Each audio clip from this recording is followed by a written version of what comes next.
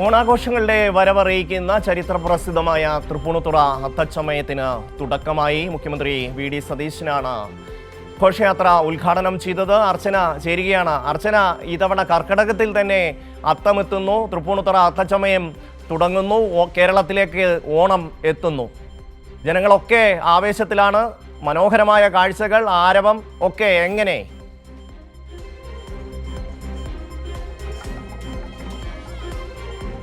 തൃപ്പൂണിത്തുറ അത്തച്ചമയത്തിന് തുടക്കമായിരിക്കുന്നു. കേരളക്കരയിലേക്ക് മഹാബലി എത്തുന്നതിൻ്റെ തുടക്കമാണ് തൃപ്പൂണിത്തുറ അത്തച്ചമയം എന്നുള്ളതാണ് മലയാളികളുടെ ഒരു സങ്കല്പം. അത്യന്തം ആഘോഷകരമാക്കി ദൃശ്യവിസ്മയങ്ങളും കാഴ്ചയുടെ ഇമ്പവും കാതിൻ്റെ സന്തോഷവും ഒക്കെ ഉണ്ടാകുന്ന തരത്തിലാണ് മനോഹരമായ തൃപ്പൂണിത്തുറ അത്തച്ചമയ ഘോഷയാത്ര ഒരുക്കിയിരിക്കുന്നത്.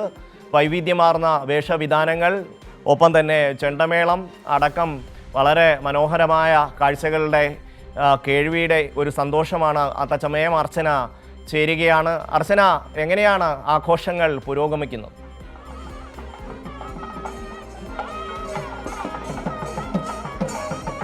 അത്തം ഘോഷയാത്ര ഇതാ നഗരവീഥികളിലേക്ക് ഇറങ്ങിയിരിക്കുകയാണ്. അത്രമാത്രം മനോഹരമായ അല്ലെങ്കിൽ വർണ്ണാഭമായ കാഴ്ചകളോട് കൂടിയാണ് അത്തം ഘോഷയാത്ര ഇങ്ങനെ നഗരവീഥികളിലൂടെ നടന്നു പോകുന്നത്.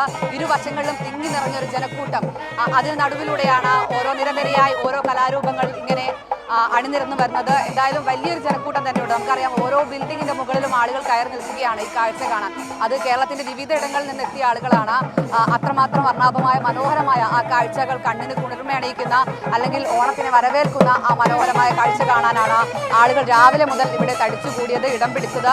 മൊബൈൽ ക്യാമറകളുമായി ഒന്നടങ്കം ഇരു വീതികളിലും നിറഞ്ഞു നിൽക്കുന്ന ഒരു ജനക്കൂട്ടത്തെയാണ് നമുക്ക് അങ്ങോളം കാണാൻ കഴിയും. ഏകദേശം 4 കിലോമീറ്ററോളം ഇങ്ങനെ ഈ അത്തം ഘോഷയാത്ര ഇങ്ങനെ സഞ്ചരിക്കും. അവിടങ്ങളിലെല്ലാം ഈ ജനത്തിരക്ക് നമുക്ക് കാണാൻ കഴിയും. എല്ലാ വർഷവും വരുന്ന ആളുകളുണ്ട് ഇതില്ല. എന്തായാലും കലാകാരന്മാർ 60-ലധികം കലാരൂപങ്ങളാണ് ഇത്തരത്തിൽ വിവിധ ഇടങ്ങളിൽ നിന്ന് എത്തിയത്. മാവേലി എല്ലാവർക്കും ആശംസകൾ, ഓണാശംസകൾ പറഞ്ഞുകൊണ്ട് മുന്നോട്ടേക്ക് നീങ്ങുകയാണ്.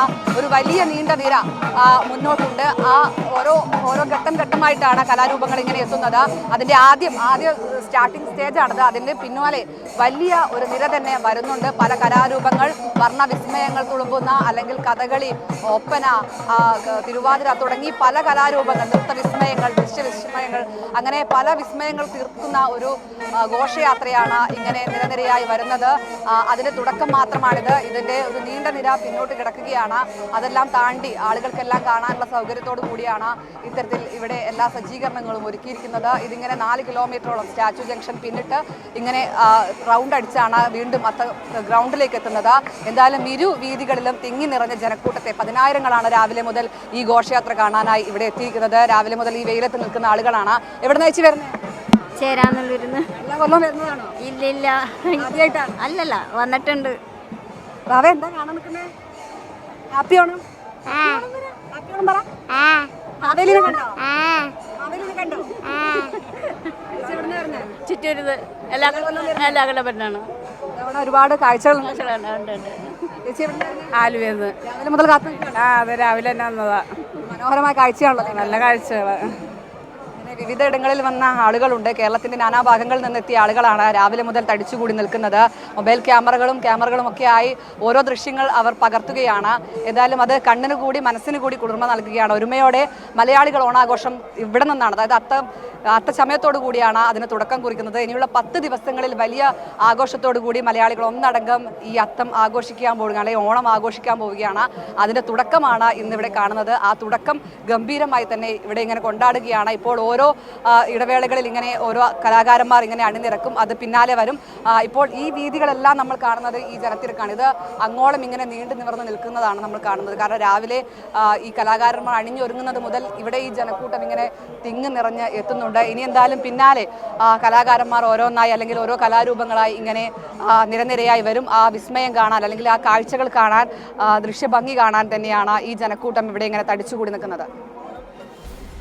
തീർച്ചയായും മഹാബലി തമ്പുരാൻ്റെ എഴുന്നള്ളത്തിൻ്റെ തുടക്കം, കേരളക്കരയിലേക്ക് വർഷത്തിലൊരിക്കൽ എത്തുന്ന മഹാബലിയുടെ വരവാണ് ശരിക്കും തൃപ്പൂണിത്തുറ അത്തച്ചമയം.